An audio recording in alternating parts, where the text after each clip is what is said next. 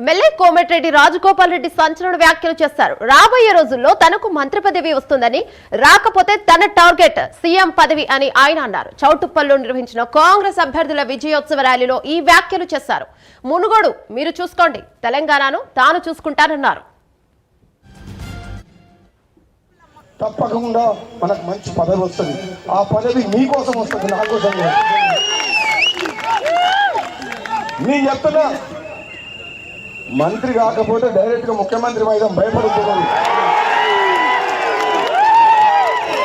నేను చెప్తున్నా, చేస్తారా చేయండి మంత్రి, చేస్తారా చేయండి, ఇచ్చిన మాట కట్టుబడి మంత్రి.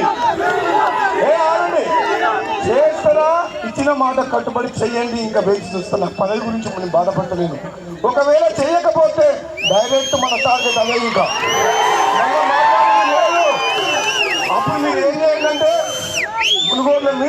మునుగోడు మీరు చూసుకొని తెలంగాణ నేను చూసుకుంటాం. రాబోయే రోజుల్లో మీ ఆశీర్వాదంతో తప్పకుండా